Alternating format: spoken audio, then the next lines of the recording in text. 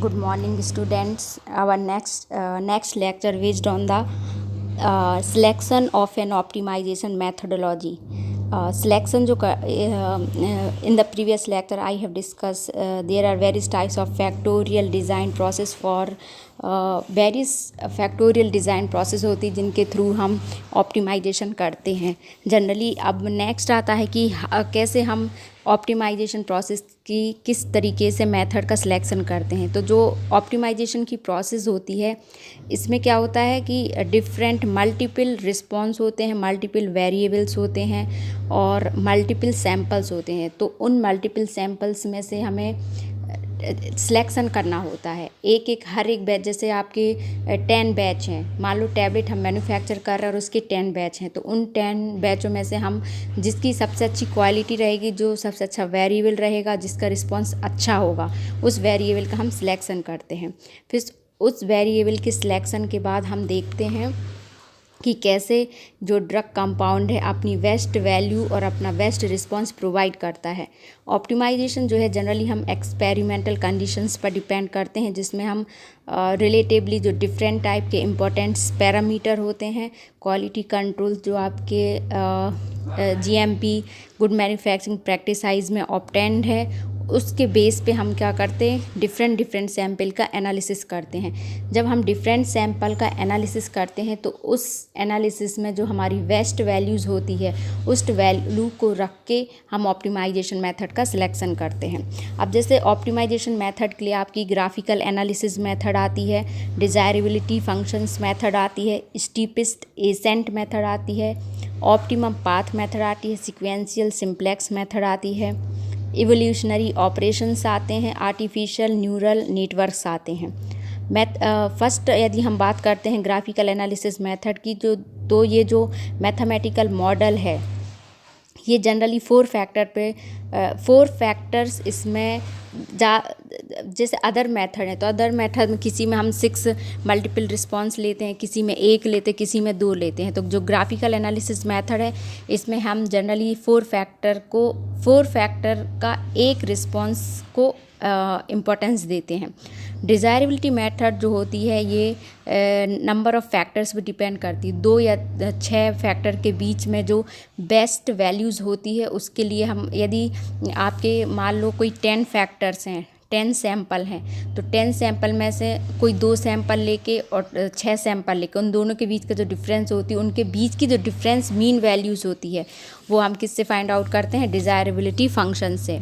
Steepest accent methods होती है, first order model methods होती है, जिसमें हमेशा जो सिंगल रिस्पांस होता है वो डोमेन के बाहर से आता है।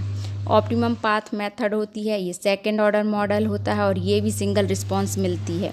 सीक्वेंशियल सिंप्लेक्स मेथड्स आती है, इसमें कोई भी मैथमेटिकल मॉडल्स नहीं लेते, इसमें डायरेक्ट हम ऑप्टिमाइजेशंस करते हैं और डायरेक्ट ऑप्टिमाइजेशन के बाद हम क्या करते हैं, सिंगल और मल्टीपल रिस्पांस देखते हैं।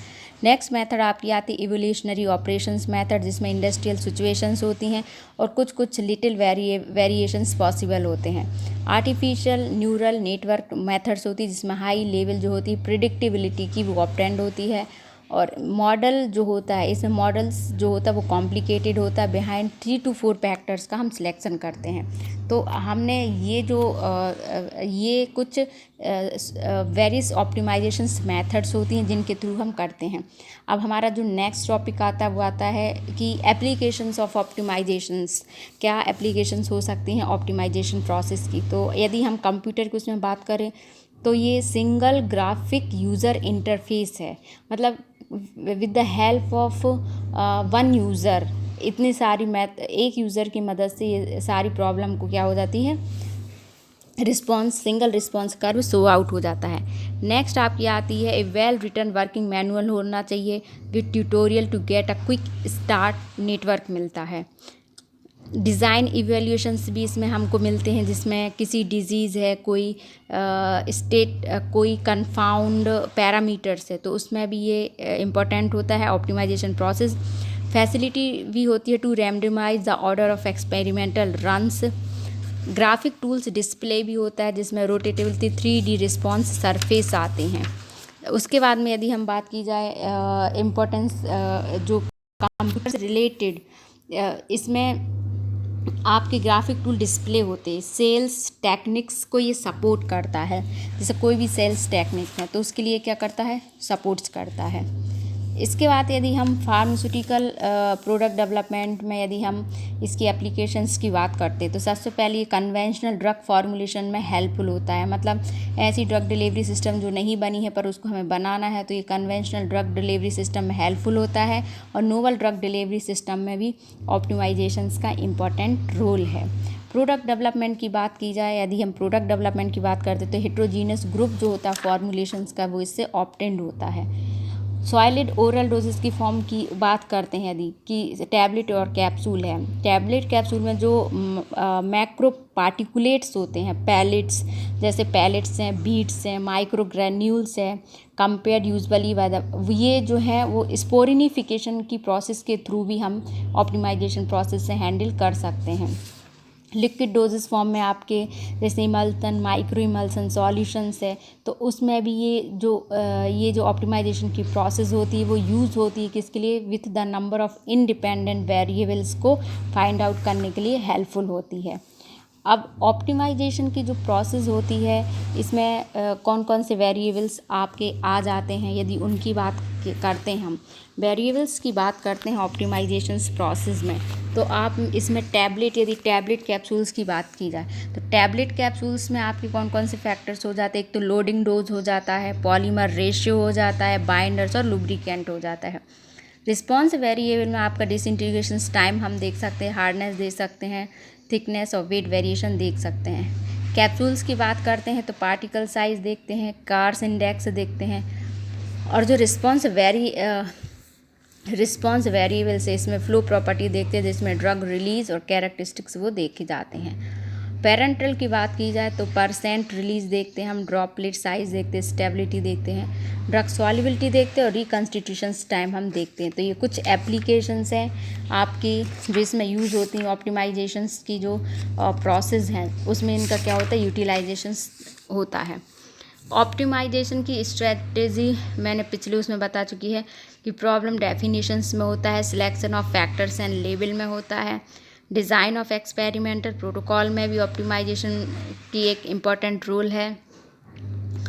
प्रॉब्लम एनालिसिस में यदि हम बात करते हैं तो इसमें सिलेक्शन करना होता है एक्सिपिएंट्स का, देन उसका आइडेंटिफिकेशन होता है इंडिपेंडेंट वेरिएबल का, फिर उसकी स्क्रीनिंग की जाती है, देन वेरियस फैक्टर जो होते हैं लेबल को उनको आइडेंटिफाई किया जाता है, जिसमें आपका estimation of reproducibility of response आ जाता है, प्रीलिमिनरी चॉइस आ जाती है मैथमेटिकल मॉडल्स की और चॉइस ऑफ एक्सपेरिमेंटल सेटअप आ जाता है।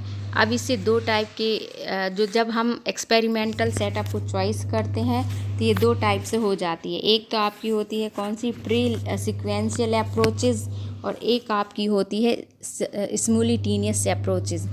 यदि सीक्वेंशियल की बात की जाए तो formulating the dosage form and generating the required data, then stop criterion reached and verification of new experiments. Simultaneous approaches की बात की जाए तो जनरेट द रिक्वायर्ड डाटा को जनरेट करते हैं, स्टैटिकल एनालिसिस करते हैं, मॉडल का सिलेक्शन करते हैं, रिस्पॉन्स सरफेसेस होता है, सर्च करते हैं फॉर एन ऑप्टिमाइजेशन के लिए, verification by new experiments, then उसके बाद आपका सक्सेसफुल प्रोडक्ट साइकिल होती है। तो ये पूरा आपका ओवरऑल स्ट्रेटजी है for optimisation of drug formulations की। तो ये आपका जो यूनिट थी, मतलब आपकी 4th यूनिट कंप्लीट हुई है ना। नेक्स्ट जो यूनिट्स है हम जैसे स्टार्ट करते हैं। Today this units are completed. Now next unit is pharmaceutical packaging. So in the next lecture we have discussed about the pharmaceutical packaging. Thank you. First of all you have to give your attendance, then you have any problem about the lecture or you have nothing, you have कुछ भी आपको समझ में जैसे नहीं आता तो आप मेरे को